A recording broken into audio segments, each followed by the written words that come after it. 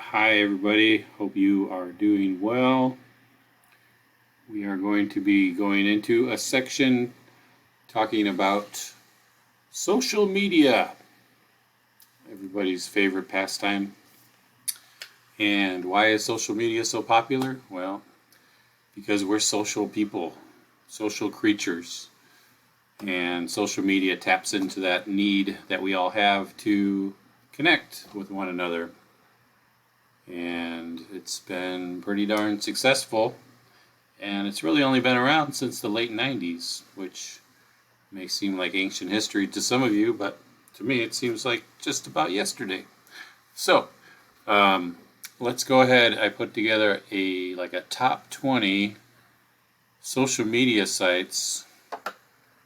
I actually put together a good old-fashioned PowerPoint here, and hopefully it's not too boring. Right, so some of the reasons that social media are so popular is that they provide a platform to meet new people. They allow users to join groups that are with other people that are similar, have similar passions and similar interests. They're free, and although we know from what we've learned about how social networks kind of mine your every move for information, there's ways that they're making money off of us by marketing to us in different ways. So anyway, there's been a lot of great developments over the years, and one of the first ones was the 6 degrees of 6 degrees. That was the name of the social media website. It started in 1997. It's based on this idea of 6 degrees of separation. So like every person could be connected to every other person by 6 connections of some sort. There was a fun game called 6 Degrees of Kevin Bacon in the 90s, and I'm sure some of you may have heard of that, but that was the idea that everybody in Hollywood was connected to Kevin Bacon by 6 degrees of film connection. But same idea here. 6 degrees, like I'm connected to you by 6 degrees of some sort of social connection. All right, anyway, some of the things the 6 degrees had user profiles, pictures, but it shut down in 2001, so it didn't really have a very long lifespan, but it did come back up again after a little bit. I think it's still around to some degree. All right, LiveJournal is the next one. It started in 1999. It was a social network built around people that were constantly updating their blogs, and they were allowed to do things like follow other people. So, like Twitter does following people. I think Instagram does following. I don't know Instagram very well at all. But then they also had groups, so people can start getting together with each other. LiveJournal is a member of groups. And if you remember, I think I mentioned this the other day, in the movie The Social Network, about Mark Zuckerberg's development of Facebook, that one of the very first scenes, you see him pop open his laptop and he starts blogging on LiveJournal. I thought that was kind of cool. All right, this next one is Wikipedia, which started in 2001. I'm sure none of us would really consider it truly a social media site, but it is a bit of an online community in that people go to this site to share information. And if you have an interest about a particular topic, you may end up going to a Wikipedia page about, some musical artist or actor or actress or director. And you might, actually add something to their website. And it's become one of the most frequently visited websites of all time. I'm going there right now as we speak. No, not gonna lie, I do use Wikipedia. There was one called Friendster. I think that's kind of where Napster got its its name in a way. You know, they had Friendster around the same time that Napster was being developed. This was a company that was developed in Malaysia. And they did things like dating, they talked about events, they talked about bands, they talked about hobbies. And so you can see it's a pretty vibrant looking interface here. Very much like another one that we're going to talk about here in a second. This one is called Last FM, started in 2002, and it's still around. It's kind of considered one of the very first streaming websites where they actually had online databases. So that's another one that is of note in the inception of the social medias. Making you dizzy there, moving myself around. The next is one that I try to promote quite a bit here, which is LinkedIn, and I believe most of you have got a LinkedIn account. That's because I made you do it, which is great. So I totally recommend you checking out LinkedIn, as it is an excellent place to promote yourself, promote your skills. You have an online presence. It's cheap, and everyone it's expected in a way to have some sort of a presence on LinkedIn. And I like to go to it just because, yeah, there's definitely a feeling of social community on LinkedIn. As a member of the television production community, I find a lot of value from LinkedIn. So I totally recommend you pursue that. And you can just randomly reach out to people and try to connect to whoever has a LinkedIn. They may say no, but they may say yes. I've got a few people that I was surprised actually accepted my request. One of the most popular social media sites in the world. All right, next is so that was in 2003 when LinkedIn started, and then that same year is when MySpace was created. That started in 2003. It was a website that allowed customizable profiles. It quickly became very popular. It was very popular. I remember at the time, all the cool kids had a MySpace. There was a lot of things about music and sharing musical tastes, and it was all about it's kind of one of those first sites where I felt like it was really about digging into your personal tastes and interests. Allowed you that platform to express yourself in a way that I think you can do that now, maybe with Facebook, or maybe it's Instagram. But it was all, kind of in one place. So you had your blog, you had your pictures, you had your music. So MySpace was pretty happening. This is it's not really a social media site at all again, but it launched a lot of blogs. So it was in my list of important places or software programs that contributed to the development of a social presence, which is WordPress. Still gets used a lot. This is Flickr. It's a photo sharing site, probably a precursor to some of the other ones that we're using now, like Instagram.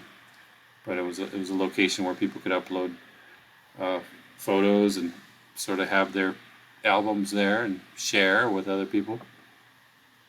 Flickr, my friend Flickr. Oh my God, there's the god of all websites. YouTube. I think I talked about that quite extensively in the last section. YouTube's rise to prominence. Incredible story of young people who just developed this concept, and within 14 months from launch to purchased by Google in a matter of months. I believe it was the three gentlemen that started YouTube became billionaires. So YouTube is, it's an ever-growing kind of a foundation for a lot of different things. Who knows? Maybe it'll tail off. I don't know. We don't know the future, do we? Okay, Facebook. Of course, we've talked about Facebook quite a bit. Remains one of the most popular social media sites, and A couple of years ago, I felt like people were thinking, "Oh, it's gotten to only the older people like Facebook, the younger people don't use Facebook." Well, it seems to be doing just fine. It still has a significant presence in our society, no doubt about it. All right, then there is my personal favorite. It's Twitter. I am addicted to Twitter like nobody's business. It started in 2006, and it has become a source of something that we'll talk about more in the coming weeks.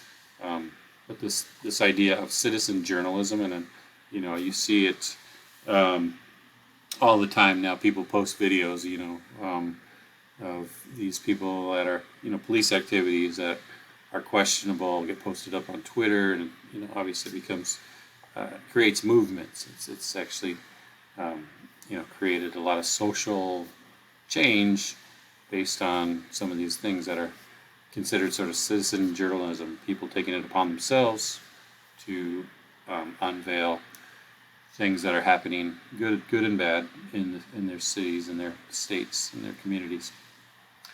Instant sharing, which also means instant judgment. So through the beauty of the making of the comments, we can all post our feelings about how we feel about how you're behaving. And it's my opinion, and it's valid, and I have a platform, and I'm on Twitter, so I get that satisfaction. I'm a part of the world, and I have my voice. And thanks to Twitter, it's up there, and it can get you in trouble. So watch out, especially you gotta watch what you're saying on Twitter, because it could be a permanent record. You may delete your tweet, but somebody might have screen captured you, and you know how it goes. All right, Twitter. Twitter's a lot of fun. I love Twitter so much. Tumblr, that was it's still around apparently. Never was a Tumblr person myself. I don't know much about it. It started in 2007. It's microblogging, and it has nearly 500 million blogs. So that is about. Let's look it up and see if I have any other notes about Tumblr. Tumblr, I just like the name. I like the name Tumblr. Tumblr. Yeah, there's a lot of blogs on there. So maybe you're on Tumblr. Instagram started in 2010, photo video sharing. Originally, I believe the photos had to be square, which makes sense of the fact that when I look at my iPhone, one of the options is to take a square photo, and I'm not an Instagram people, so I never really understood that. But now that I know a little bit more about Instagram, there you go. Bob's your uncle. Okay, moving on. WeChat was a company that's been, threatened recently to be closed down by the U.S. government. It started in 2011. It's a China-based company, which is why we're also very suspicious of it. Offers many services, including social media. I've never been on it in my life, so I really don't know what it is. Maybe I think it connects a lot of people from around the country, which is why people find it so valuable, is they can communicate with folks in China, for example. The American families in China, families can still communicate. So I know there was a lot of outcry about the possibility of WeChat being closed. A lot of people were unhappy about that. People also do financial transactions, and they do travel booking and other things like that on WeChat. I had no idea. Pretty cool. There was something called Google Plus. You probably have maybe heard of it. I think it was kind of force-fed down our throats by Google, the Google machine. And nobody really liked the feeling of being forced this social media community. I think people like to find social media communities that there's a lot to be said for the Facebook and the kind of grassroots growth of that product. And a lot of these kind of have similar stories. But Google Plus never really flew. They wanted us to join circles. We didn't want to do that. They wanted us to do hangouts. Nobody wanted to hang out. So they discontinued that a while back. But it was there. It was, like I said, it was Google. Anything Google does is going to get some press. Okay, Vine. I bet some of you guys have fond memories of Vine. It started in 2012. I know this because my daughter talks about Vine as being the precursor to Twitter. No, I'm sorry, to TikTok. And I'll never forget her statement. She said, I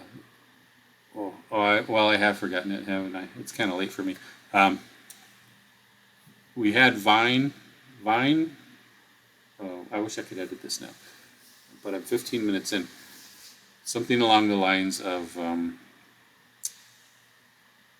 Vine allowed us to walk so TikTok could run. That's the general gist.